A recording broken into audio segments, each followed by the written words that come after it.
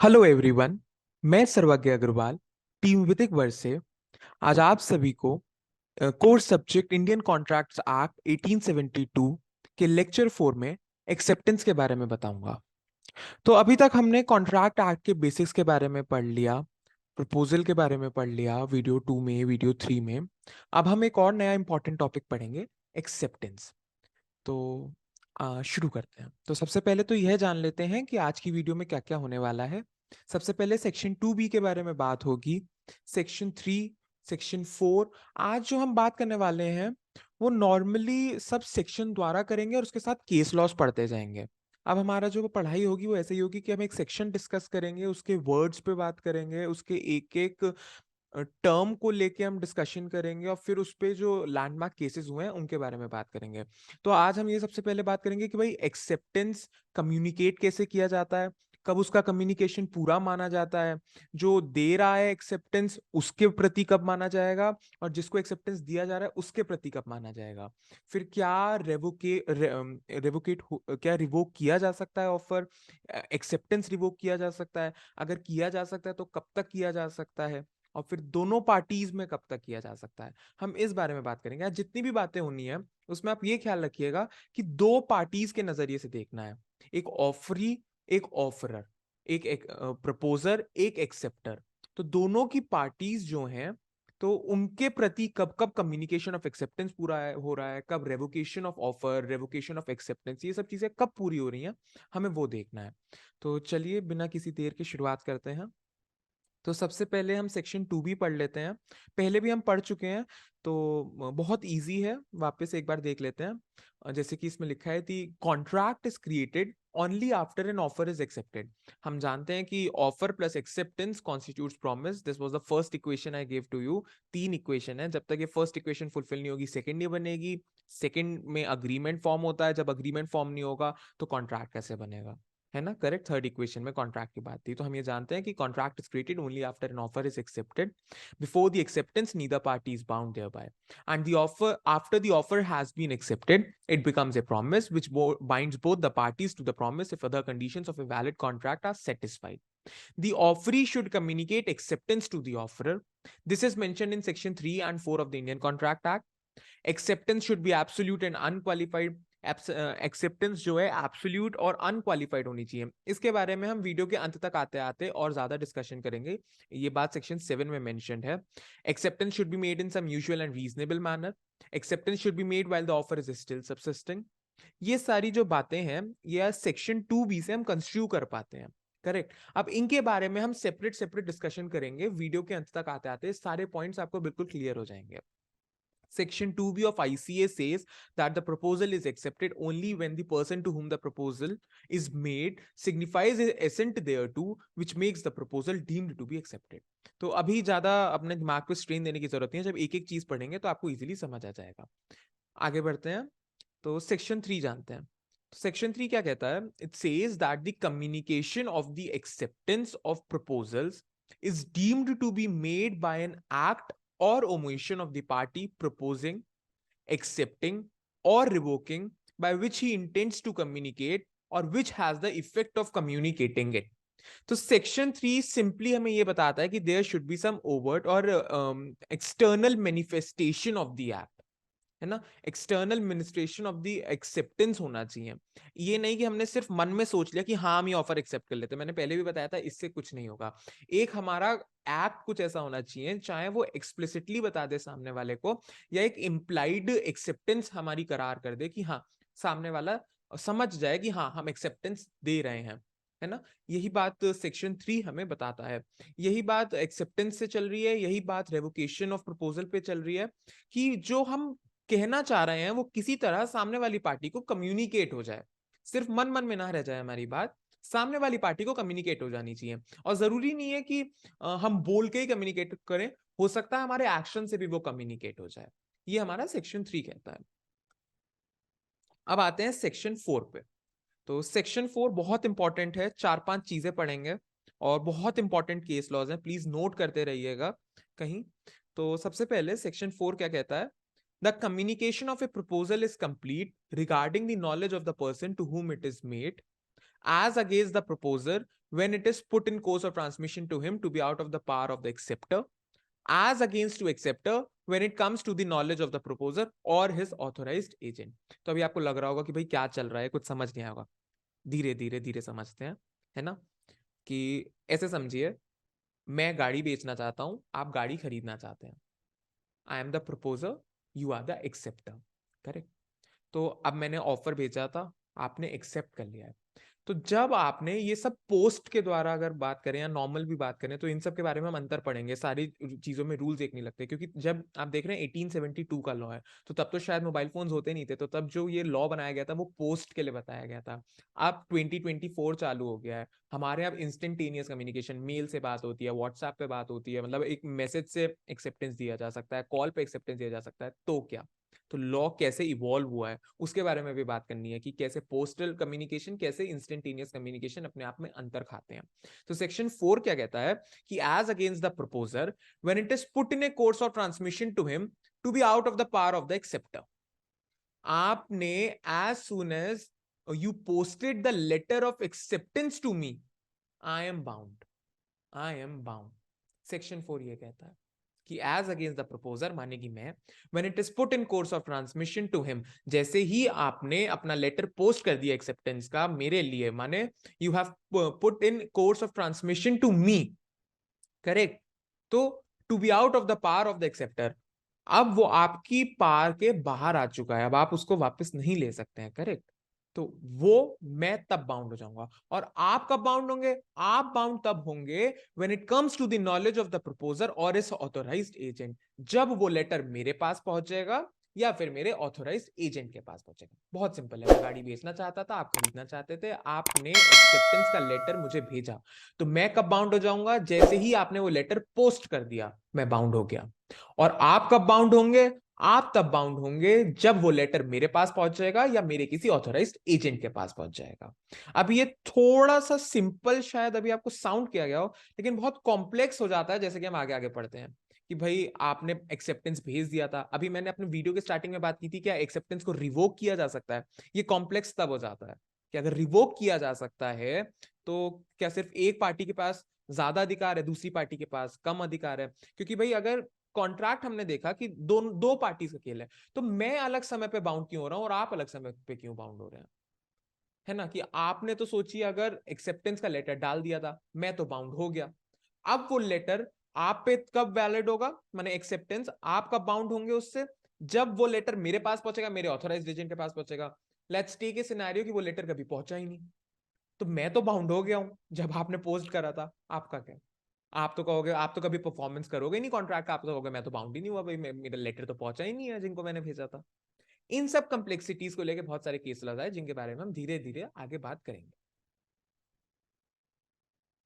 ठीक है, अब हम पढ़ते हैं कि एक्सेप्टेंस कैसा होना चाहिए, जो हमने सेक्शन 2B से कंस्ट्रक्ट की चीजें, कि भाई उनके बारे में बात करते हैं अलग अलग। Acceptance must be communicated to the offeror himself. Acceptance must be communicated to the offeror himself. मुझे गाड़ी बेचनी थी, आपने खरीदनी थी, तो आप जो अपना एक्सेप्टेंस देना चाहते हैं वो मुझे ही तो बताएंगे ना, कि हाँ सर्वज्ञ मैं खरीदना चाहता हूँ गाड़ी, सर्वज्ञ मैं खरीदना चाहती हूँ गाड़ी, आप मुझे बताएंगे ना। अब आप ऐसे राह चलते को अगर बता रहे हैं कि हाँ मैं सर्वज्ञ से गाड़ी खरीदना चाहता हूं, तो वो कॉन्ट्रैक्ट मेरे और आपके बीच में थोड़ी ना हो गया है, वो आपके और मेरे बीच में थोड़ी ना हो गया है। फिर इसमें एक और भी बात आती है, communication to any other person is as ineffectual as if no communication has been made.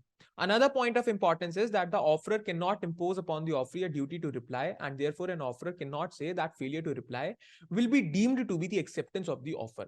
मानिए मैं कह दूं कि भाई मैं आपसे गाड़ी खरीदना चाहता हूं, और अगर आपने इसका कोई रिप्लाई नहीं दिया तो मैं समझ लूंगा वो गाड़ी मेरी है। अगर आपने 10 दिन में मुझे कोई रिप्लाई नहीं दिया तो ये गाड़ी मेरी है। नहीं, मैं ऐसा नहीं कर सकता हूँ, मैं ऐसा नहीं कर सकता हूँ, करेक्ट? इसका सबसे, इसे समझने के लिए सबसे एक लैंडमार्क जजमेंट है फेल्टहाउस वर्सेस बिंडली। फेल्टहाउस वर्सेस बिंडली। तो ये क्या था, एक आदमी था, वो एक घोड़ा खरीदना चाहता था, है ना, अपने नेफ्यू से, correct?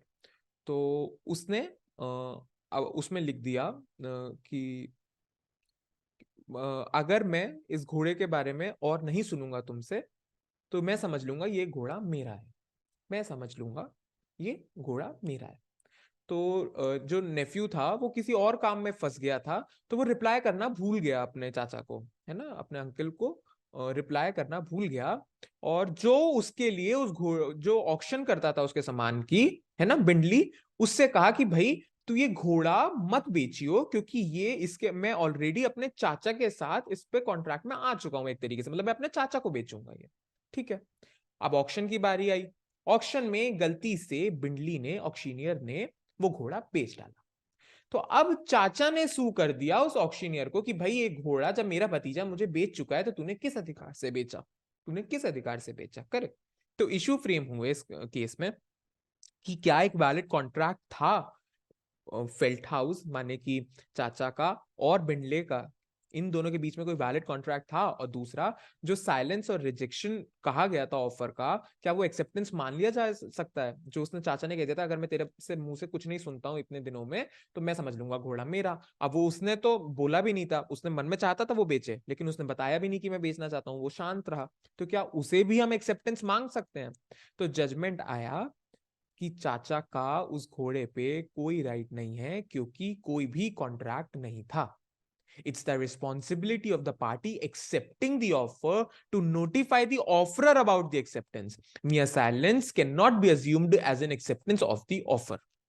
Mere silence cannot be assumed as an acceptance of the offer. माने कि भतीजे को, चाचा को बताना चाहिए था कि हाँ, यह घोड़ा आपका हो गया है, मैं आपका ऑफर एक्सेप्ट करता हूं, मैं अपना घोड़ा बेचना चाहता हूं। तो माना जाता कि हाँ एक वैलिड कॉन्ट्रैक्ट हुआ है, एक वैलिड एक्सेप्टेंस हुआ है ऑफर का। यहाँ एक्सेप्टेंस नहीं माना जाएगा। एक साइलेंस को, mere silence can not be assumed as an acceptance of the offer. इस बात को भी याद रखिए। तो उम्मीद करता हूँ ये आपको समझ आ गया होगा। आगे चलते हैं, अब अगली बात पे पढ़ते हैं। तो अगला एसेंशियल क्या है? Only the offeree can accept the offer. Only the offeree can accept offer. बहुत ही सिंपल सी बात है, मैंने ऑफर दिया है, आप तो जिसे मैं ऑफर दे रहा हूं, है ना, तो वही तो एक्सेप्ट करेगा ना। Only the offeree can accept the offer. Simple. This is a natural corollary to the above mentioned principle. If an unauthorized person makes the communication, it does not result in a contract. It does not result in a contract. मानो आपके और मेरे बीच में बात हो रही थी, मैंने कहा कि मैं अपनी गाड़ी बेचना चाहता हूं, मैं अपनी गाड़ी बेचना चाहता हूं। आपका मन था गाड़ी खरीदने का, ठीक है। आपने for example so and so C person को बता दिया, ऐसे ही बातों बातों में कि यार मेरा मन तो हो रहा है गाड़ी खरीदने का, आपने मुझे तो नहीं बताया, है ना, आपने मुझे तो नहीं बताया। उसने आके मुझे कह दिया कि ये तो गाड़ी खरीदना चाहता है, ये तो गाड़ी खरीदना चाहता है। तो क्या आपके और मेरे बीच में एक वैलिड कॉन्ट्रैक्ट हो गया? नहीं, because only you can accept the offer.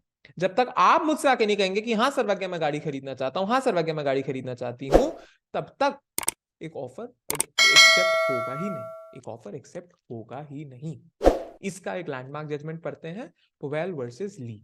तो इसमें क्या था, एक प्लेंटिव जो था वो एक कैंडिडेट था हेडमास्टर की पोजीशन के लिए एक स्कूल में, ठीक है।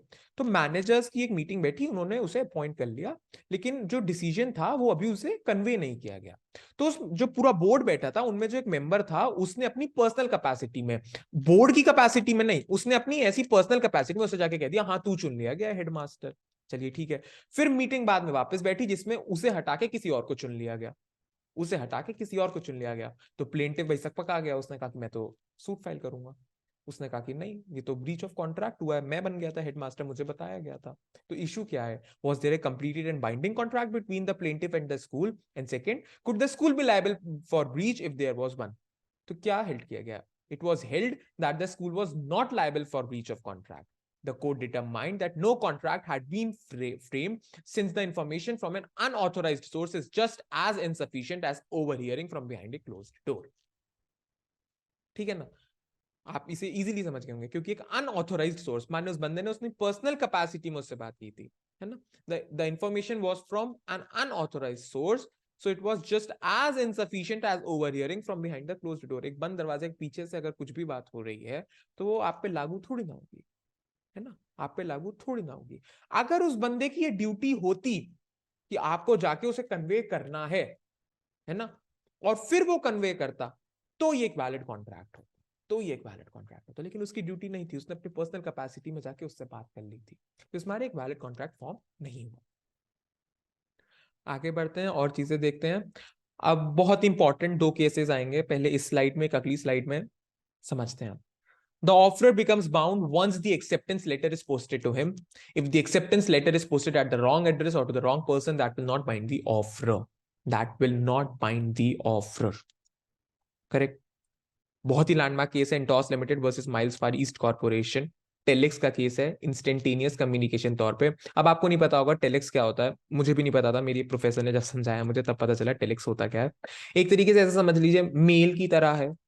इससे अच्छा एग्जाम्पल मैं कुछ नहीं दे पाऊंगा। आप इधर से मैसेज करेंगे, उधर से कुछ मैसेज आ जाएगा, फिर वो प्रिंट हो जाता था। ठीक है, ये होता है टेलेक्स। तो क्या हुआ, एक ऑफर हुआ लंदन से, पार्टी बैठी थी होलैंड में, टेलेक्स पे एक्सेप्टेंस हुआ। अब बात ये आई कि कॉन्ट्रैक्ट फॉर्म कहां हुआ, हॉलैंड में या इंग्लैंड लंदन में, ये बात हुई। ठीक है, तो कोर्ट ने कहा कि टेलेक्स जो है एक इंस्टेंटेनियस कम्युनिकेशन का मोड है। और हम ये पढ़ चुके हैं, जैसे कि मैंने बताया था कि आप कब बाउंड होंगे, मैं कब बाउंड होऊंगा, उस वाले एग्जांपल से, कि the rule about instantaneous communications between the parties is different from the rule about the post.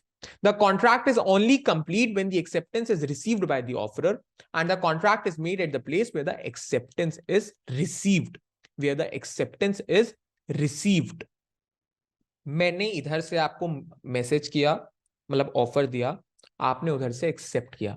Instantaneous communication के मोड से अगर देखें, टेलेक्स के तौर पे अगर देखें, ठीक है, कॉन्ट्रैक्ट तभी कंप्लीट होगा जब मेरे पास एक्सेप्टेंस आ जाएगी, जब मेरे पास एक्सेप्टेंस आ जाएगी। पोस्ट में क्या अंतर होता है, पोस्ट में कॉन्ट्रैक्ट वहीं कंक्लूड हो जाता है आपके लिए जब मेरे पास पहुंचेगी, लेकिन मेरे लिए कॉन्ट्रैक्ट तब कंक्लूड हो जाता है जब आप उस लेटर को पोस्ट कर देंगे, जब आप उस लेटर को पोस्ट कर देंगे। यहां कॉन्ट्रैक्ट कौन सी प्लेस पे होगा, इंस्टेंटेनियस कम्युनिकेशन टेलेक्स में, जहां एक्सेप्टेंस रिसीव हुआ है, माने कि मेरे पास। पोस्ट में कहां होगा, आपके पास जहां लेटर पोस्ट किया गया है, एक्सेप्टेंस को दिया गया है, वहां होगा। ये बहुत ज्यादा कंफ्यूजिंग लग रहे होंगे, तो आप मेरी बातों को एक चार्ट के फॉर्म में भी बना सकते हैं। Instantaneous mode, post mode, contract कहां कंक्लूड होगा और कहां फॉर्म होगा। इजीली ये 4 कॉलम बना के आप इजीली उसे समझ सकते हैं। जब हम एक पोस्ट का केस पढ़ेंगे, लैंडमार्क केस, तो आपको और इजीली समझ आ जाएगा। पोस्ट का केस है भगवान दास केडिया वर्सेस गिरधारी लाल। इसमें भी सेम था, पिछले केस जैसे फैक्ट्स हैं। अहमदाबाद से ऑफर गया, खामगांव के डिफेंडेंट्स, उन्होंने वहां एक्सेप्ट किया। अगेन क्वेश्चन आया कि भाई कहां फॉर्म हुआ, कहां का जुरिसडिक्शन लगेगा, इस सब चीजों के बारे में बात की गई। तो इसमें ध्यान देने वाली बात यह है कि हिदायतुल्लाह, जस्टिस हिदायतुल्लाह ने एक डिसेंटिंग ओपिनियन दिया था, जो कि बहुत ज्यादा इंपॉर्टेंट है और वो आपको पता होना चाहिए। हमेशा हम मेजॉरिटी ओपिनियन देखते हैं, बिल्कुल ठीक है, मेजॉरिटी ओपिनियन पता होना चाहिए, साथ ही में माइनॉरिटी ओपिनियन का भी ज्ञान होना चाहिए हमें। तो यहां हमें याद रखना है कि जस्टिस हिदायतुल्लाह जी ने एक डिसेंटिंग ओपिनियन दिया था। रूल क्या है, मेजॉरिटी ओपिनियन का रूल देखा जाएगा ना। तो पोस्ट में मैंने आपको ऑफर दिया था, आपने एक्सेप्टेंस किया, आपने पोस्ट कर दिया। कॉन्ट्रैक्ट आपके लिए कंक्लूड तब होगा जब वो लेटर मेरे पास या मेरे किसी ऑथोराइज्ड एजेंट के पास आ जाएगा, हमें जानकारी है। मेरे लिए कब कंक्लूड होगा, मेरे लिए कॉन्ट्रैक्ट तब बन जाएगा जैसे ही आपने वो पोस्ट कर दिया, जैसे ही वो आपने पोस्ट कर दिया। और पोस्ट के समय पे कॉन्ट्रैक्ट बनेगा किस जगह, जहां से आपने एक्सेप्टेंस दी थी, जहां से आपने एक्सेप्टेंस दी थी। आप डिसेंटिंग ओपिनियन जानते हैं, हिदायतुल्लाह जी ने कहा कि नहीं यार, ऐसे नहीं होना चाहिए। जब ये लॉ आया था तो शायद उन्हें नहीं पता था कि ऐसे इंस्टेंटेनियस मोड आएगा, नहीं आएगा, तब तो पोस्ट चलते थे। उन्होंने कहा जो पोस्ट का रूल है वही इंस्टेंटेनियस मोड में भी रहने दो, वही इंस्टेंटेनियस मोड में भी रहने दो, इन दोनों में कोई अंतर नहीं करो, है ना। कि टेलीफोन पे अगर मैं कॉल कर रहा हूं, तो जैसे ही मैंने अपने शब्द तुम्हें सुना दिए, है ना, मेरी पावर से बाहर हो गए वो, मेरी पावर से वो बाहर हो गए। तो तुम भी बाउंड हो, तुम तभी, हमारा कॉन्ट्रैक्ट तभी कंक्लूड हो जाएगा ना जब वो शब्द तुम्हारे कानों में पड़ गए। तो ऐसे ही लेटर में भी लेके चलो, ऐसे ही लेटर में भी लेके चलो। दोनों को देखो, दोनों को, एक पार्टी को ऊपर उस पर रखना, एक पार्टी को नीचे रखना गलत है, गलत है। तो ये भी उम्मीद करता हूँ आपको समझ आ गया होगा। आपको कहीं भी कोई भी डाउट हो प्लीज हमें कमेंट सेक्शन में बता दीजिएगा, हमें मेल कर सकते हैं आप, अगर आपको कमेंट सेक्शन में ना बताना हो हमको। लेकिन अगर आप चाहते हो कि मैं वापस कोई स्पेसिफिक टॉपिक एक्सप्लेन कर दूं तो मैं शॉर्ट्स द्वारा, यूट्यूब पे शॉर्ट्स की सुविधा उपलब्ध है, मैं उसके द्वारा वापस समझा सकता हूँ। अगर आपको अच्छे से समझ नहीं आ रहा है तो इस वीडियो के एक टॉपिक को लेकर हम अलग से वीडियो भी बना सकते हैं, कोई दिक्कत नहीं है, मैं समझ सकता हूँ, क्योंकि ये बहुत ज्यादा कॉम्प्लेक्सिटीज वाले टॉपिक्स हो जाते हैं तो नहीं समझ आता है ना, नहीं समझ आता है कई बार। तो आप प्लीज मुझे बता दीजिएगा, तो हम उस पर जरूर काम करेंगे। अब हम एक्सेप्टेंस के बारे में बात करेंगे कि दो तीन चीजें जो हमने सेक्शन 2B से कंस्ट्रक्ट की थी। तो सबसे पहले, acceptance should B absolute and unqualified, है ना। ये नहीं होना चाहिए जो मुझे पसंद है वो एक्सेप्ट कर लूं मैं ऑफर का पार्ट, बाकी सब रिजेक्ट कर दूं, है ना। वही बात हमने काउंटर ऑफर की पढ़ी थी, एक्सेप्टेंस लैप्सेस बाय रिजेक्शन और काउंटर ऑफर, ठीक है। लेकिन mere inquiry as to the terms of the offer does not mean a counter offer. सिर्फ मैं पूछ रहा हूं कि अच्छा ये क्या है, ये ऐसे ऐसे, तो इसका मतलब ये नहीं है कि मैं काउंटर ऑफर दे रहा हूं, मैं सिर्फ एक इंक्वायरी कर रहा हूं आपके ऑफर में, और इंक्वायरी से काउंटर ऑफर फॉर्म नहीं होगा, और काउंटर ऑफर फॉर्म नहीं होगा तो आपका जो एक्सेप्टेंस था वो भी खत्म नहीं होगा, ठीक है। अगली दो बातें पढ़ते हैं। मोड ऑफ एक्सेप्टेंस, एक्सेप्टेंस किस मोड से होना चाहिए, usual reasonable manner, usually reasonable manner, है ना। या फिर मैंने अगर कह रखा है, अगर मैंने स्पेसिफिकली कह रखा है कि भाई मुझे चाहिए ही पोस्ट से, और तब भी आप मेरे को किसी और मोड से भेज रहे हैं, वो एक्सेप्टेंस माना ही नहीं जाता है, वो एक्सेप्टेंस माना ही नहीं जाता है। जो प्रिस्क्राइब्ड मैनर है या फिर यूजुअल हमारे कोई बिजनेस में चलता आ रहा है कि भाई इस बिजनेस में ऐसे ही ट्रेड किया जाता है, तो वो कीजिए जो प्रिस्क्राइब्ड है, यूजुअल है, रीजनेबल है, करेक्ट। वाइल ऑफर सबसिस्टिंग, जब तक मैंने ऑफर दे रखा है तब तक ही तो आप एक्सेप्ट करेंगे, बहुत सिंपल सी बात है। मैंने ऑफर अगर खत्म कर दिया है उसके बाद आप एक्सेप्ट कर रहे हैं तो एक्सेप्टेंस वैलिड थोड़ी ना है। जब तक मैं ऑफर दे जब तक मेरा ऑफर चल रहा है तब तक आप एक्सेप्टेंस दे सकते हैं, सिंपल। अब हम आगे पढ़ेंगे रेवोकेशन के बारे में। सेक्शन 4 बताता है कि कम्युनिकेशन कंप्लीट कब होता है, उसके बारे में हम पढ़ चुके हैं। अब उसका ही दूसरा पार्ट ये बताता है कि रेवोकेशन कब कंप्लीट होता है। As against the person who makes it, when it is put into the course of transmission to the person to whom it is made, so as to be out of the power of the person who makes it, as against the person to whom it is made when it comes to his knowledge. अब ये again आपको लग रहा होगा कि भाई क्या बकवास है, बड़ा कॉम्प्लेक्स है, कुछ समझ नहीं आ रहा है। धीरे धीरे एग्जांपल्स के साथ, इलस्ट्रेशंस के साथ आगे पढ़ना शुरू करते हैं। इलस्ट्रेशन देखिएगा इसकी, आपको समझ आएगा। A proposes by letter to sell a house to B at a certain price. The communication of the proposal is complete when B receives the letter. एक एक करके पढ़ेंगे। ए ने बी को घर बेचना चाहा, प्रपोजल मैंने दिया ए ने, आप भी हैं, ऐसे समझिए, मैं है हूं आप भी हैं, ठीक है। मैं बेचना चाहता हूं, आप खरीदार हैं। प्रपोजल का कम्युनिकेशन कब कंप्लीट हुआ, जब आपके पास वो लेटर पहुंच गया कि ऐसे ऐसे मैं घर बेचना चाहता हूं, आपको पता चल गया ए घर बेचना चाहता है, communication of proposal is completed. Now अब आएगा एक्सेप्टेंस की बात। B accepts a proposal by letter sent by post, B accepts ए's proposal by letter sent by post. The communication of acceptance is complete as against A when the letter is posted. जैसे आपने letter post कर दिया, मेरे लिए acceptance का communication पूरा हो गया। एज अगेंस्ट बी, जैसे ही वो लेटर मेरे पास पहुंच गया, मेरे किसी ऑथोराइज्ड एजेंट के पास पहुंच गया, तब आपके लिए एक्सेप्टेंस पूरा हो गया। अब रेवोकेशन की बात करेंगे। A revokes is proposal by telegram, मैंने टेलीग्राम से अपना जो प्रपोजल था वो रिवोक कर दिया। The revocation is complete as against A when the telegram is posted, जैसे ही मैंने वो पोस्ट कर दिया वैसे ही रेवोकेशन मेरी तरफ से पूरा हो गया। It is complete as against B when B receives it, जब आपके पास वो पहुंच गया तो आपके लिए वो रेवोकेशन पूरा हो गया। B revokes his acceptance by telegram, अब आपने जो अपना एक्सेप्टेंस दिया था वो रिवोक करना चाहते हैं आप, तो B's revocation is complete as against B when the telegram is posted, जैसे आपने वो पोस्ट कर दिया वो आपके लिए खत्म हो गया आपका एक्सेप्टेंस, आपने अपना एक्सेप्टेंस को रिवोक कर लिया। और मेरे लिए कब खत्म होगा, जब वो मेरे पास पहुंच गया। अभी आपको लग रहा होगा कि भाई बहुत सारी चीजें चलनी है, वीडियो को रिवाइंड कीजिए, वापस सुनिए, एक बार, दो बार, तीन बार, जब तक समझना है तब तक सुनिए, आपको समझ आ जाएगा। इसको तीन चार बार पढ़ डालिए, जो आपकी स्लाइड पे लिखा है आपकी स्क्रीन पे, आपको और अच्छे से समझ आ जाएगा, है ना। अब इसे एक एक करके धीरे धीरे धीरे पढ़ते हैं कि भाई प्रपोजल कब रिवोक हो सकता है, एक्सेप्टेंस कब रिवोक हो सकता है। तो सबसे पहले प्रपोजल के रिवोकेशन के बारे में बात करते हैं कि वो रिवोक होता कैसे है। करेक्ट, कई सारे मोड्स हो सकते हैं, सेक्शन 6 बताता है। जैसे कि अगर मैं नोटिस दे दूं कि भाई मैं अपना प्रपोजल रिवोक करना चाहता हूँ, है ना, तो वो रिवोक हो जाता है। अब वो कंप्लीट कब होगा ये बात जानते हैं। मैंने ऑफर दिया था, आपके पास आपको एक्सेप्टेंस देना था, ठीक है। जैसे ही as against the proposal the communication of sorry ये रेवोकेशन तब पूरा हो जाएगा। मेरे लिए कब ये रेवोकेशन हो जाएगा प्रपोजल का? जैसे ही मैंने वो पोस्ट कर दिया, और आपके लिए जब वो आपके पास पहुंच गया। Very simple, correct. अब एक केस ये लेके देखिए, मैंने आपको प्रपोजल भेजा था 1 जनवरी को, 1 जनवरी को, आपके पास वो लेटर पहुंच गया 5 जनवरी को, आपके पास वो लेटर पहुंच गया है 5 जनवरी को, करेक्ट। आपने आपने पोस्ट द्वारा मेरे को एक्सेप्टेंस भेज दिया 6 जनवरी को ही, पोस्ट कर दिया है आपने, 6 जनवरी को पोस्ट कर दिया है, ठीक है। तो 6 जनवरी को जैसे ही आपने पोस्ट किया, मैं तो बाउंड हो गया हूं ना, मैं तो बाउंड हो गया हूं ना। तो अब मैं 6 जनवरी के बाद अपना प्रपोजल रिवोक नहीं कर सकता हूं। ऑल दो मेरे पास तो भाई वो पोस्ट का लेटर पहुंचा था 9 जनवरी को, अब मैं चाहूं कि 8 जनवरी को मैं वो रिवोक कर दूं, क्योंकि मेरे पास अब तक कोई रिप्लाई आया नहीं है। नहीं, ऐसा नहीं होगा। क्यों? क्यों? एक्सेप्टेंस कब पूरा हो गया, मेरे लिए कॉन्ट्रैक्ट कब कंक्लूड हो गया? जैसे ही आपने वो लेटर पोस्ट कर दिया। आपने लेटर पोस्ट 9 जनवरी को नहीं किया जब वो मेरे पास पहुंचा, आपने लेटर पोस्ट किया था 6 जनवरी को।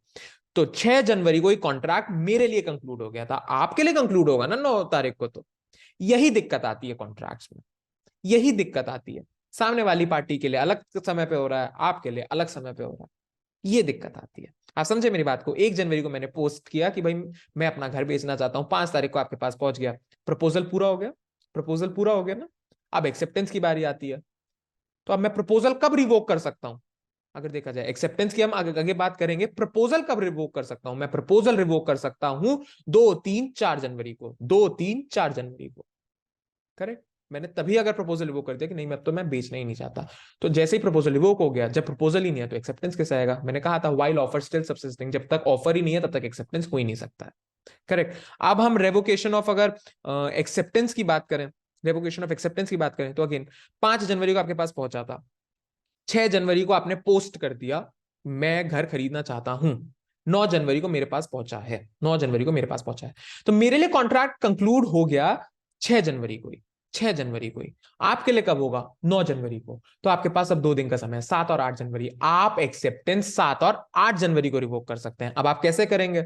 एक फास्टर मोड ऑफ कम्युनिकेशन से, क्योंकि भाई लेटर तो जा चुका है, लेटर तो जा चुका है। उससे पहले अगर आप रिवोक कर लेते हैं अपना एक्सेप्टेंस, जो मेरे पास आ जाता है कि मुझे नहीं खरीदना है, उसके बाद आता है अगर खरीदना, तो मैं समझ जाऊंगा ना कि रिवोक किया गया। तो आप ऐसे रिवोक कर सकते हैं by faster mode of means of communication, correct. अब इंग्लिश लॉ में तो जनरली रिवोक नहीं होता, लेकिन इंडिया में रिवोक हो जाता है, इंडिया में रिवोक हो जाता है। तो आपको उम्मीद करता हूँ ये सब समझ आया होगा। और फिर एक्सेप्टेंस के जो एसेंशियल्स होते हैं हमने पढ़ लिया है। एब्सोल्यूट होना चाहिए, अगर कोई मैनर दे रखा है उसमें ही होना चाहिए। और फिर अगर मैंने कोई परफॉर्मेंस की बात कर रखी है, कोई कंडीशन की, वो फुलफिल होनी चाहिए, है ना। तो ये सब बातें हम कर चुके हैं। तो इसी के साथ हम अपनी वीडियो के अंत तक आ चुके हैं। तो thank you so much for your attention. आशा करता हूँ आपको सब कुछ समझ आया होगा। और अगर आपको कोई भी दिक्कत है, क्वेरी है, डाउट है, तो आप हमें प्लीज कमेंट सेक्शन में लिख के बताएं।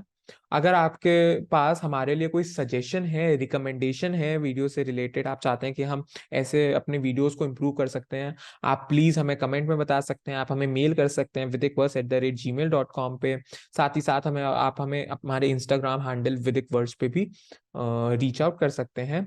और एक बात और कि हमारे चैनल पे अलग अलग सब्जेक्ट्स की वीडियोस आती है, जैसे कि टॉट्स की पूरी प्लेलिस्ट रेडी है, कॉन्ट्रैक्ट्स की बन जाएगी, सीपीसी चालू होने वाली है, जल्द चालू होने वाली है। शायद जब तक ये वीडियो पोस्ट हो तो 1-2 वीडियो सीपीसी की भी आ गई हो। तो प्लीज हमारे चैनल से जुड़े रहिएगा। और इसी के साथ बहुत बहुत धन्यवाद।